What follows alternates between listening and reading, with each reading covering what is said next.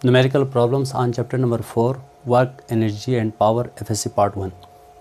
Problem number 1. A 70 kg man run up a long stairs in 4 seconds. The vertical height of the stair is 4.5 meter. Calculate his power. Dear student, इस numerical में ये पूछ रहा है कि एक सीढ़ी है, उसकी जो हाइट है वो 4.5 मीटर है और उस सीढ़ी से 4 सेकंड में एक 70 मास का एक आदमी जो है ना वो ऊपर चढ़ रहा है। तो उस मैन की, उस बंदे की जो है ना आपने पावर आपने फाइंड करना है। तो डेटा हमने यहाँ बना लिया है dear student. Mass of man small m is equal to 70 kg। Time यानी कि जो सीढ़ी चढ़ने का जो टाइम है वो हमारे पास t is equal to 4 second है और हाइट ऑफ स्टेयर्स यानी कि जो सीढ़ी की जो हाइट है वो 4.5 मीटर है। s is equal to h। तो पावर हमने फाइंड करना है p is equal to question mark. Formula है हमारे पास, पावर का फार्मूला लगेगा p is equal to W/T। अब देखिए टाइम तो है लेकिन W नहीं है, तो आपको मालूम है W होता है Fs। वर्टिकल डायरेक्शन में जो वर्क का फार्मूला होगा F की जगह mg और S की जगह h आ जाएगा। तो W की जगह आप पुट करें mgh डिवाइड बाई t। तो तमाम फार्मूला आपका बन गया यहाँ पर। तो वैल्यूज़ आप सब्स्टिट्यूट कर लें इसके अंदर। P is equal to M की वैल्यू हमारे पास है 70, G की वैल्यू 10 है, मल्टीप्लाई बाई 4, H की वैल्यू हमारे पास है 4.5 डिवाइड बाई टाइम है हमारे पास 4 है। इनको आप मल्टीप्लाई कर 70 multiply by 10 multiply by 4.5 70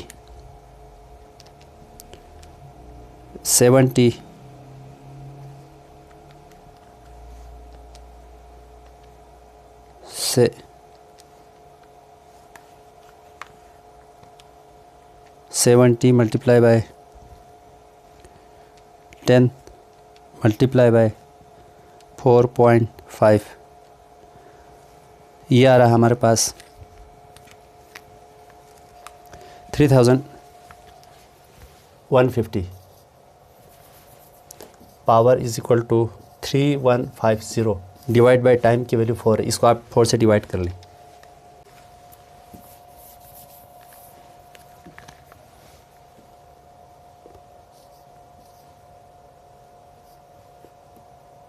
ten की power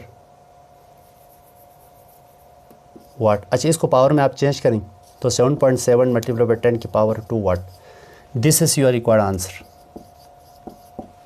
problem number 2 student, problem number 2, a body of mass problem number 2, a body of mass 2 kg is dropped from a rest position 5 meter above the ground.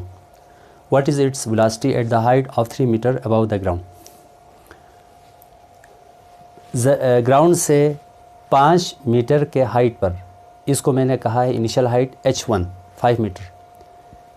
5 metre h1 से और h1 पर maximum height पे rest में है तो initial velocity इसकी 0 हो जाएगी। यहाँ से ड्रॉप किया है, जब यहाँ से ड्रॉप किया है तो इस पॉइंट पे पहुँचने के बाद ग्राउंड से ये सिर्फ 3 मीटर के फासले पर है ये। तो इस पॉइंट पर 3 मीटर के फासले पर आपने वेलोसिटी मालूम करनी है, यानी कि Vf is equal to question mark. अब देखिए ऊपर से नीचे आते हुए दो चीज़ें हुई है। हाइट डिक्रीज़ हुई है तो पोटेंशियल एनर्जी लूज़ करेगी और स्पीड बढ़ रही है तो काइनेटिक एनर्जी में गेन होगी। तो according to law of conservation of energy, according to the law of conservation of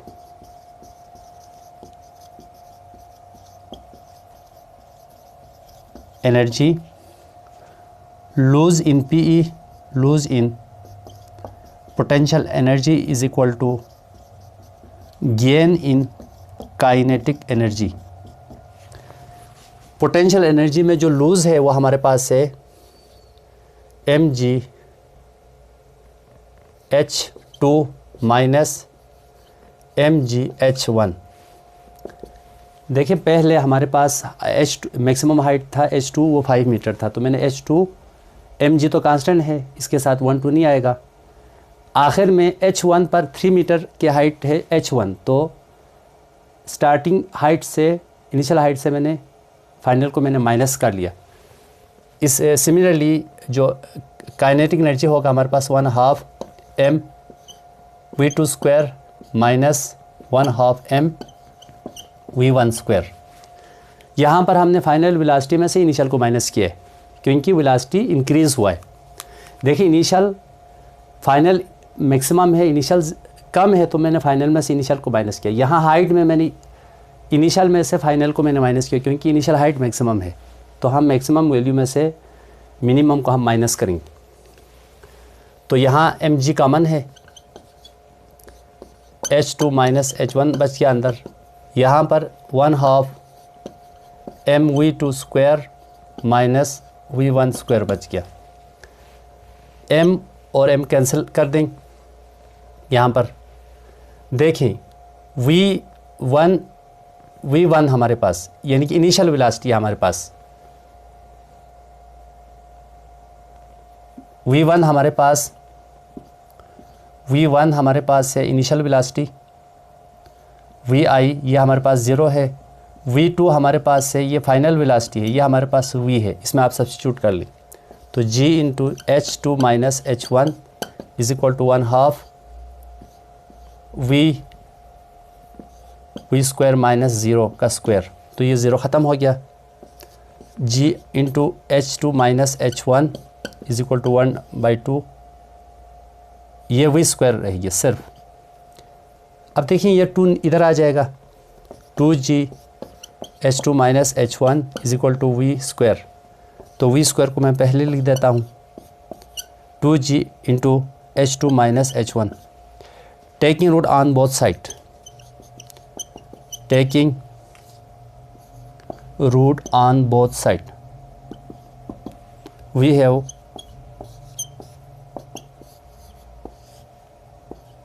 2g h2 minus h1। अच्छा ये एक रूट, ये स्क्वायर रूट से कैंसिल हो गया, v की वैल्यू आ गई 2g h2 minus h1।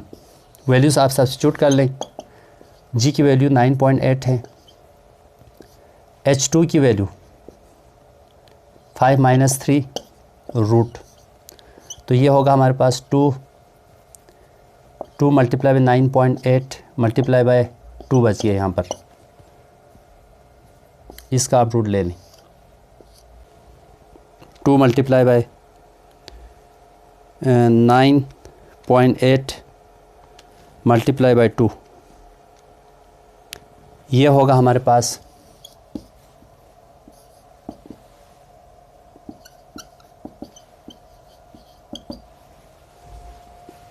39.2 under root 39.2, इसका आप रूट ले लें 39.2।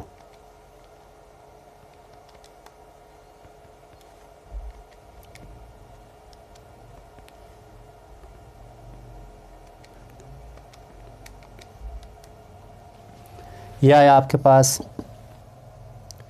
6.26 आ रहा है, आप इसको राउंड ऑफ करके 6.3 मीटर पर सेकंड लिख सकते हैं। This is your required answer.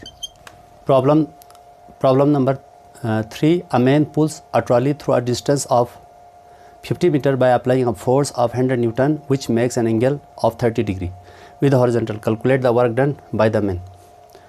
इस न्यूमेरिकल में हमसे ये पूछ रहा है कि एक बंदा है, वो एक ट्रॉली को 50 मीटर के फासले तक जो है वो पुल कर रहा है, यानी कि उसको लेके जा रहे हैं, पुल करके लेके जा रहे हैं, और उस ट्रॉली के ऊपर उसने 100 न्यूटन फोर्स लगाई, विच makes an angle of 30 degree with horizontal, calculate the work done by the man. तो 100 न्यूटन के फोर्स 30 डिग्री पर लगने से वो ट्रॉली जो है 50 मीटर के डिस्टेंस कवर कर रही है। तो ट्रॉली के ऊपर कितना वर्क होगा वो हमने फाइंड करना है।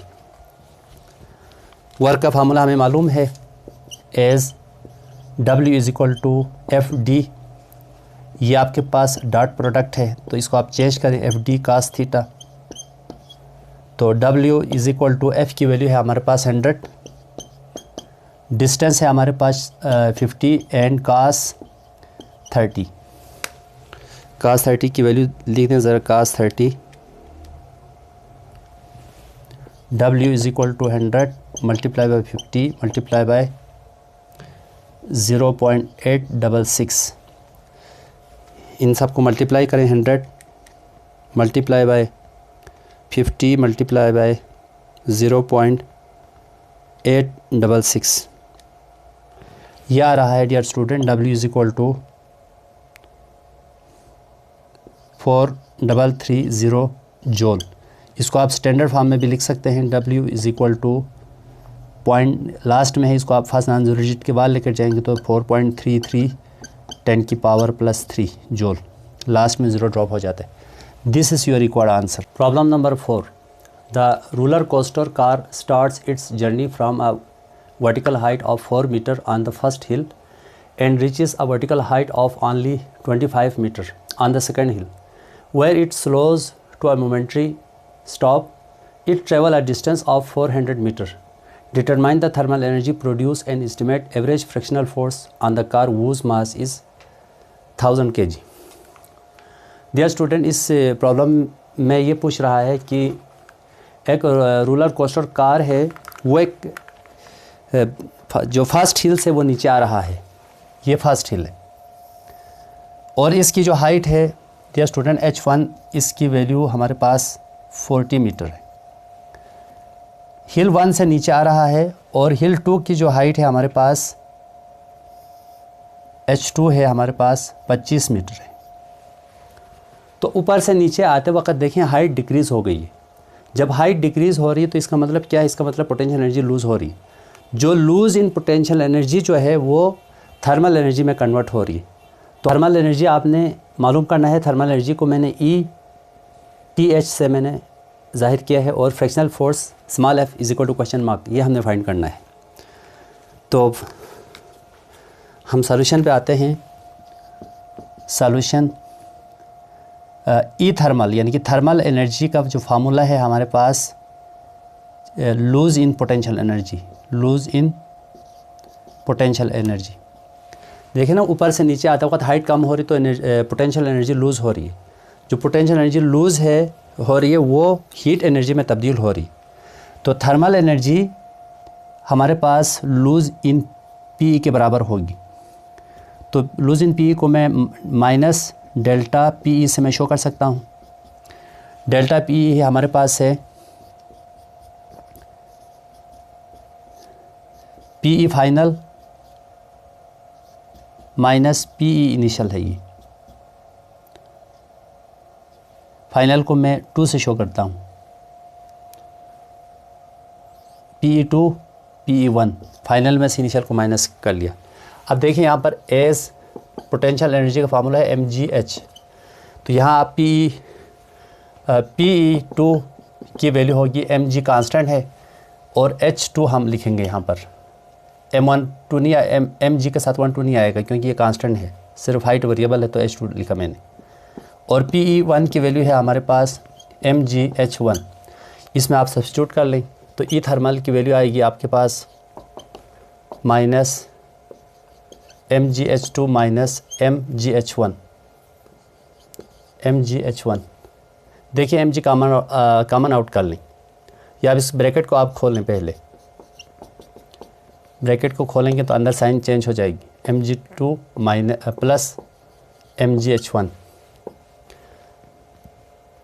mgh1 को पहले, mgh2 को बाद में लिख दें आप।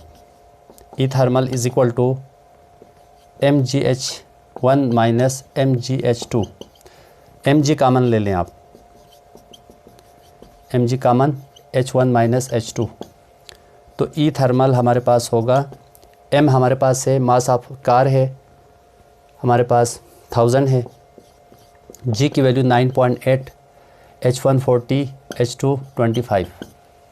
Further simplifying we have 1000 multiply by 9.8 multiply by 40 में से 25 निकालें, बाकी 15 बच गया। 1000 मल्टीप्लाई बाय 9.8 मल्टीप्लाई बाय 15, ये आया आपके पास। ई थर्मल की वैल्यू आ गई 147,000 जॉल। इसको आप स्टैंडर्ड फॉर्म में तब्दील करें, 1,47,000 जॉल वैल्यू आ गई, और इसको आप स्टैंडर्ड फॉर्म में तब्दील कर दें। 1.47 10 की पावर 5 जॉल। लास्ट पावर में लेने के बाद लास्ट ज़ीरो ड्रॉप हो जाएंगे। ये आपके पास एक आंसर आ गया। दूसरा आंसर डियर स्टूडेंट, आपने फ्रैक्शनल फोर्स मालूम करनी है। फ्रैक्शनल फोर्स है हमारे पास as work done is equal to minus FH, यह हमारे पास। तो वर्क डन की वैल्यू हमारे पास है माइनस ई थर्मल। अच्छा, यहाँ पे H की जगह आप D लिख दें, FD। तो अब देखिए FD minus FD is equal to ये work done minus E thermal यानी कि के बराबर है। तो माइनस माइनस कैंसिल, F की वैल्यू निकालें तो D नीचे चला जाएगा। ई थर्मल है हमारे पास D। F is equal to frictional force है। ई थर्मल की वैल्यू हमारे पास है 14,000 डिवाइड बाय डिस्टेंस है हमारे पास, डिस्टेंस है D is equal to 400 metre. तो इसको आप 400 से डिवाइड कर लें ज़रा।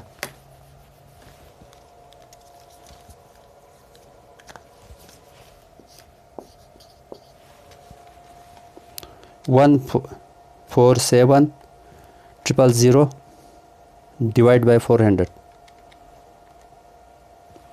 ये फ्रैक्शनल फोर्स की वैल्यू आ गई हमारे पास 367.5 Newton.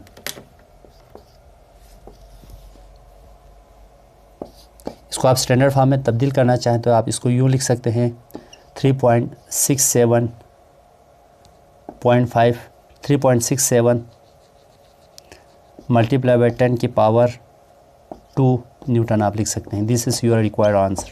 Problem number 5, a man whose mass is 70 kg walks up to the 3rd floor of a building which is 12 meter above the ground in 20 seconds.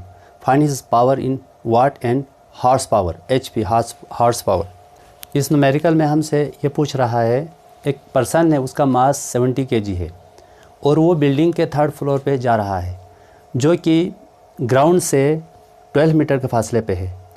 तो पर्सन जो है ना 12 मीटर हाइट के जो building को ऊपर उसने जाना है 3rd फ्लोर पे, तो 3rd फ्लोर पे जाने के लिए जो टाइम लग रहा है वो 20 सेकंड। तो उसकी जो पावर को वाट में आपने फाइंड करना है और हार्स पावर में भी फाइंड करना है। तो डियर स्टूडेंट, हमारे पास फार्मूला है पावर का, as power is equal to W/T।